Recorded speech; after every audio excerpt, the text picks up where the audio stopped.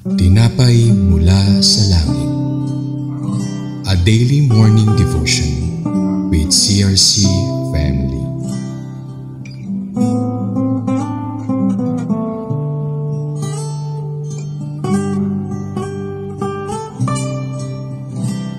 Magandang umaga po sa inyong lahat. Ako po si Minda Castro from Antipolo Church. Samahan niyo po ako sa devotion natin ngayong umaga, Tinapay mula sa langit. Pero bago po tayo dumako sa ating devotion ngayon, ay nais ko munang tayo po ay manalangin. Thank you Lord for a new day to share the devotion, Tinapay mula sa langit. Give me knowledge, wisdom from you so that I can deliver it properly. Ang title po ng ating devotion, The Successful Survey Party Returns. Ang context po nito ay sa aklat ng Josue chapter 18 verse 9 to 10. Sinuri nga nila ang buong lupain at hinati sa 7. Tinala nila ang mga lungsod at bayang saklaw ng bawat bahagi. Pagkatapos bumalik sila kay Josue sa Shilo, ginawa nga ni Josue ang palabunutan ayon sa utos ni Yahweh at sa pamamagitan nito ay binigyan niya ang bawat pipi ng kanilang kaparte sa lupain.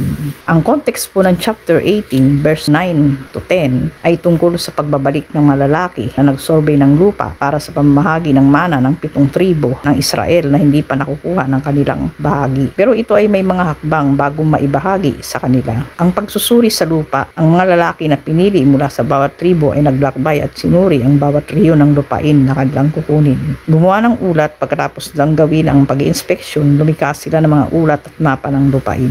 Bumalik sa kampo ng Shilo, sa kanilang pagbabalik, ibinigay niya ang kanilang mga ulat kay Josue. Nagsimula ng paghahati ng lupain. Gamit ang mga ulat na yon, si Josue ay gumawa ng opisyal na paghahati ng lupain sa pamamagitan ng pagbubunot ng balota sa utos ni Yahweh at sa pamamagitan nito ay binigyan niya ang bawat lipi ng kanilang kaparte na lupain.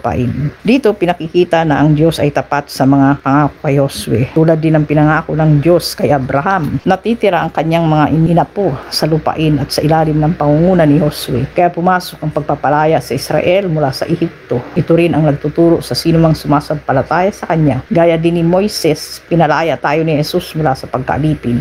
Gaya din ni Josue, dadalhin tayo ni Jesus sa walang hanggang lupang pangako at walang hanggang kapanghingahan. Sa ngayon, bilang mga Kristiyano, dapat meron tayong mga katangian ng isang leader na tulad ni Josue. Diligence, seeking guidance, and actively claiming God's promises, trust in God's faithfulness. The importance of leadership and obedience, recognize your spiritual inheritance in Christ. Pasakop tayo sa mas nakakataas sa atin at sumunod sa mga hakbang sa bawat pinag-uutos sa atin upang maging successful ang paglilingkod natin sa Diyos dahil ang pinanghawakan natin ay ang pangako ng Diyos na tayo ay titira sa lupang paraiso na ipamamana sa atin.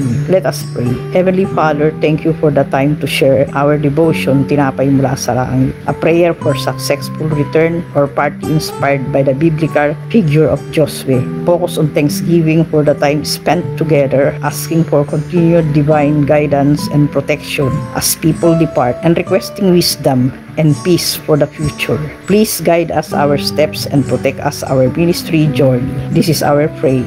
In Jesus' name, Amen. Maraming salamat po sa inyong pakikinig. Nawa ay inyo po itong maibahagi ang tinapay mula sa langit upang maraming kaluluwa pa ang maabot ng salita ng Diyos. Muli po, magandang umaga sa inyong lahat. God bless.